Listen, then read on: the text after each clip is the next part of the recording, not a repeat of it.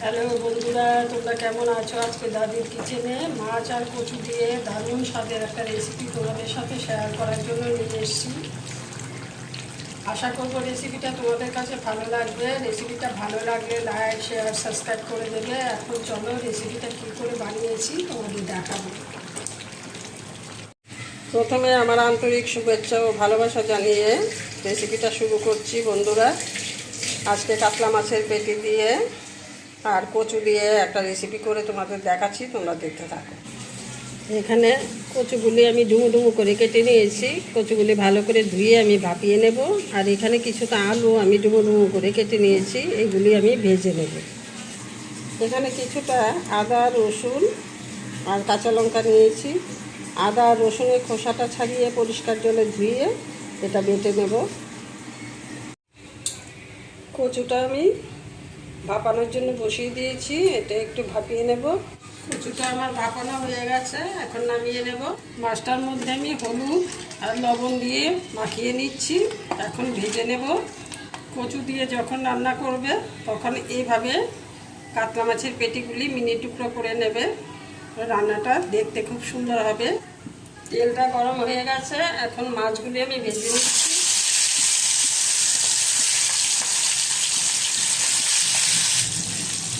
এখন উল্টে দিচ্ছি, উল্টে পাল্টে লাল লাল করে আমি ভেজে নেব।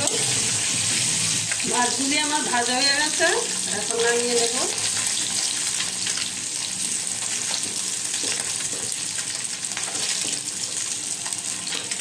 মাছটা ভেজে কড়াতে যতটুকু তেল ছিল তার মধ্যে আমি আলুগুলি ভেজে নিচ্ছি।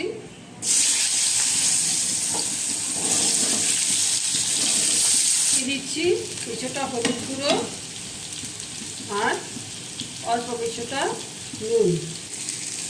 আলুটা আমার ভাজা হয়ে গেল, এখন নামিয়ে নিচ্ছি। কড়াতে অল্প কিছুটা তেল আছে আর অল্প কিছুটা তেল আমি দিয়ে দিচ্ছি।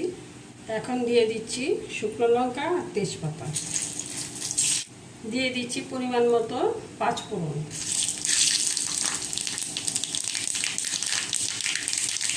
দিয়ে দিচ্ছি পেঁয়াজ কুচি, দিয়ে দিচ্ছি আদা রসুন বাটা, দিয়ে দিচ্ছি জিরে গুঁড়ো, ধনে গুঁড়ো, হলদি গুঁড়ো, লঙ্কা গুঁড়ো আর দুটো কাঁচা লঙ্কা।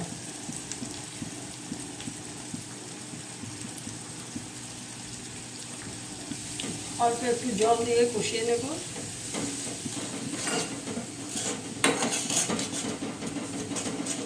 মশলাটা আমার কষানো হয়ে গেছে, এখন আমি দিয়ে দিচ্ছি যে কচুগুলি আমি ভাপিয়ে রেখেছিলাম, কচুগুলি দিয়ে দিচ্ছি।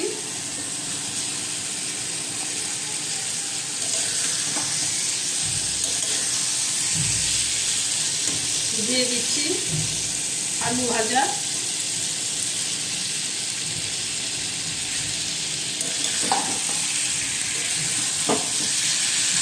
দিয়ে দিচ্ছি পরিমাণ মতো নুন, সামান্য পরিমাণ চিনি দিয়ে দিচ্ছি, তাতে ব্যালেন্সটা খুব ভালো আসবে। এখন একটু ভালো করে নেড়ে চেড়ে আমি কষিয়ে নেব।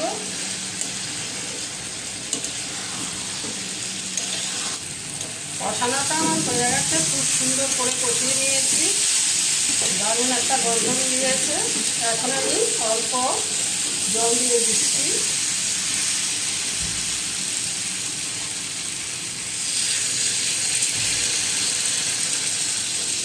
দেখো কতটা সুন্দর হয়েছে, দেখতে যেমন সুন্দর হয়েছে, খেতে দুর্দান্ত স্বাদের হবে। তোমরা একটিবার রান্না করে খেয়ে দেখো, আশা করবো তোমাদের কাছে ভালোই লাগবে। অনেক বন্ধুরা আছেন যারা কমেন্ট করছেন, লাইক করতে ভুলে যাচ্ছেন, তাদের প্রতি উদ্দেশ্য করে আমি বলছি, তোমরা কমেন্ট করার আগে লাইকটা করে দিও।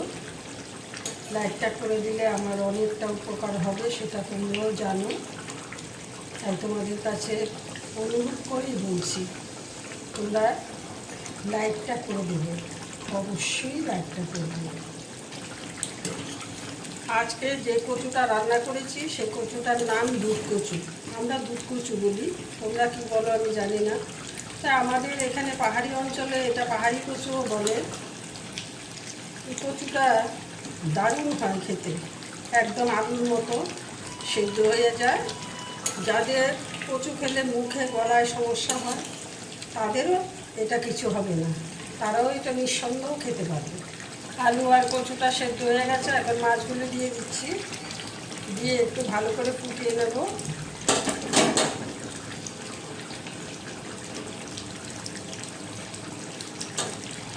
সবগুলি মাছ আমার দেওয়া হয়ে গেছে, এখন কিছুটা সময় ফুটিয়ে নেব। যেদিন তোমরা এই রেসিপিটা রান্না করবে, সবাইকে খেতে দেওয়ার আগে হাঁড়িতে চালটা একটু বেশি পরিমাণ নেবে। তার কারণ হয়েছে যারাই এটা খাবে তারা এক মুঠো ভাত বেশি খাবে। রান্নাটা আমার হয়ে গেছে, এখন কিছুটা গরম মশলা দিয়ে এটা নামিয়ে নিচ্ছি। এভাবে একটিবার রান্না করে খেয়ে দেখবে। আজকের রেসিপিটা এখানেই শেষ করছি। আশা করব রেসিপিটা তোমাদের কাছে খুব খুব ভালো লাগবে। এই রেসিপিটা যারা একবার খাবে তারা তোমার প্রশংসা না করে ছাড়বেই না। দেখবে একবার রেসিপিটা খেলে আবার তোমার কাছে আসবে এটা খাওয়ার জন্য। দারুণ সুস্বাদু রেসিপি, একটিবার রান্না করে খেয়ে দেখো।